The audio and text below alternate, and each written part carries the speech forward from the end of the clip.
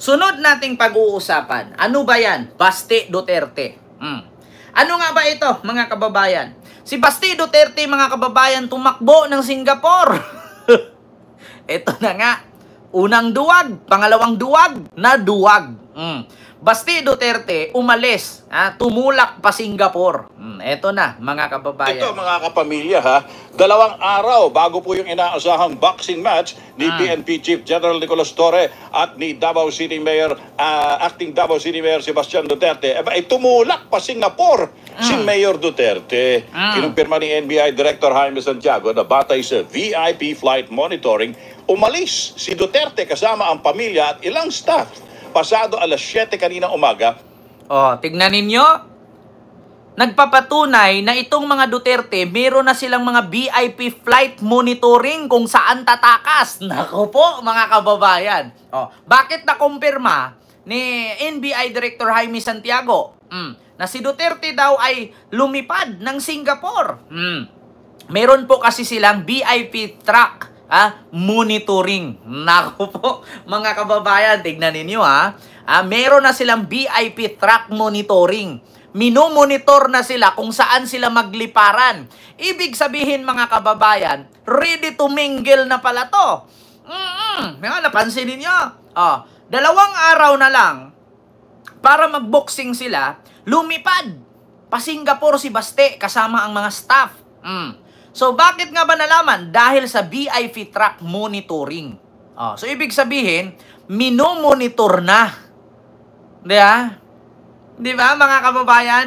Minomonitor na ang mga Duterte. Para pagka nalaman doon na, si Digong hindi nanalo sa trial, sunod na si Sara, sunod na si Bato, sunod si Bongo. Damay-damay na to. Nako po, mga kababayan. Ngayon ko lang nalaman na, may VIP track monitoring na pala sila. Minomonitor na pa sila ng gobyerno pala kung saan sila magliparan, sino ang kanilang pupuntahan, at ano ang kanilang gagawin? Mula sa Davao International Airport. Matatanda ang unang hinamon ni Acting Mayor Duterte, si General Torre ng suntukan, bagay naman na kinasahan ni PNP Chief. Pero iginiit ni Baste na kailangan munang makumbinsi ni Torre si Pangulong Marcos Jr. na obligahin ang lahat na halal na opisyal na magpa-hair follicle drug test bago matuloy yung laban. Nako. Ayun na nga, mga kababayan. Kasi ang sabi kasi, mga kababayan, ni Baste na matagal na daw siyang gustong makasuntok ng unggoy. Saan ba yun? Saan ba yun? Ito ba yun, mga kababayan? Ito po yun, Ito. Gustong makasuntok ng unggoy nung kumakasa si General Torre. Talaga gusto makabugbog ng unggoy. Kung gusto mo lang talaga ng suntukan, bakit kailangan mo pa ng charity? Why do you need Baste, utang na loob, ikaw yung unang naghamon. Hinamon mo na suntukan na lang. Kumasa si Torre para formal ang suntukan. Yung kikitaing ticket kung gagawin sa arena, idunit na lang sa mga nasalanta sa bagyo. Tapos ngayon, nung kumasa na sa'yo ang hinamon mo, marami kang alibay. Nangangahulugan lang po ito na duwag ka. Kalaki-laki mong tao, kalaki-laki ng bayag mo, ang dami mong tato. Lagyan mo Hello Kitty yan. Tatuan mo ng Hello Kitty at Casper yan. Tapos lagyan mo na ng ahas-ahas para magiging alter ka na. Diba? Tandaan ninyo, mga kababayan. Si Basti po ang naghamon na suntukan na lang. Sabi ni General Torre, sige, gawin nating formal. Doon sa isang lugar na kung saan may ticket para yung manunood, yung binayad nila para sa mga nasalanta sa bagyo. Tapos ngayon sasabihin mo, may patikit-tikit ka, may paganyan-ganyan ka pa. Tapos ngayon, meron ka na namang isang kondisyon, ikaw yung naghamon, may pakondisyon ka pa. May mga kondisyonis ka, tapos ikaw yung naghamon. Baste, ang mga tao nanunood na natutuwa sa'yo. Bakit? Bakla ka pala Dami mong tato. Palitan mo Hello Kitty yan. Di ba? Lagyan mo butterfly. Ay, Diyos ko. Hamon-hamon ka. Suntukan na lang. Yung kumasa. nagrereklamo, sabay lipad ng Singapore. Aba, diba? Kailangan mo pang gamitin yung nangyayari ngayon. Nabaha dyan sa Metro Manila. If you're really serious about this, kung gusto mo yung charity na yan, and you've laid some conditions, then let me lay my own conditions for the event. Kung ikaw yung naghamon, tapos ngayon, nagkukondisyon ka, lagyan mo ng butterfly at Hello Kitty yung tattoo mo. Diyos mio Marimar, puro kayo yabang, naduduwag kay mga animal kayo. Diba? Para ka lang si Digong. Sabi ko sa inyo, pagsisipain ko yan. Nung dumating sa ICC, I am Rodrigo Roa Duterte. My middle name is Roa. Kala ko ba mga matatapang kay mga hayop kayo? Maduwag pala kayo. Barbie Baste, oh my God.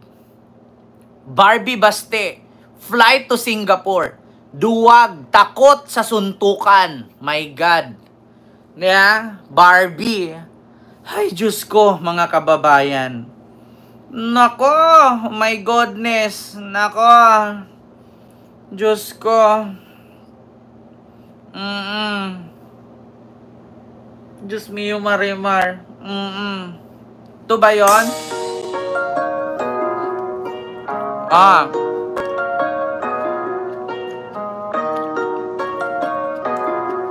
Diba?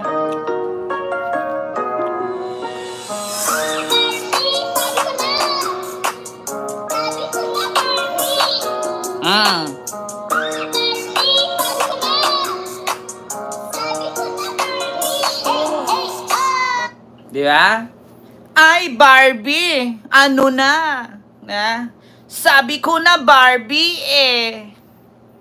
Mio Marimar. Kung merong missing sabongero, hanapin niyo missing boksingero. Nasa Singapore. Diyos mio Marimar. Pahamon-hamon kayo ng boxing. Nung kumasa sa boxing na hamon ninyo, sabay magliparan kayo. Putang ina ninyo. Tapos ngayon, gusto niyo mamuno sa bansa. Pag may gera, nawawala sila. Pilipino ang pinapain nila. Kaya nga, ito ang isipin ninyo, mga DDS. Di ba may plano kayo na sugurin si BBM sa Malacanang? Unahin ninyo na palakarin si Baste, si Pulong, si Sara at si Kitty. Pasugurin nyo doon bago kayo pumunta.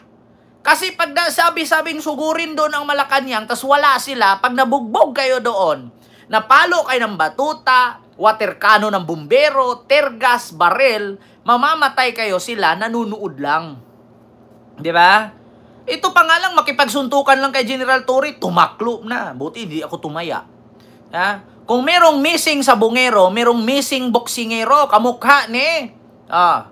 Sinong kamukha niya? Mga kababayan. Di ba si Max Alvarado? Kahihiyan ka kay Max Alvarado. Kamukha pa naman kayo. Diba? Max Alvarado. Kamukha, tas duwag. Buti pa si Max Alvarado, lagi lang yung pinapalo sa show kay Fernando po. Hahamon-hamon ka, tapos sabay lilipad ka ng Singapore. Yung klaseng nilalang ka. Barbie ka pala. So ito, mga kababayan. Bukod dyan, mga kababayan, sa hamon-hamon ni Baste na suntukan kay General Torre, nagsalita si Pulong.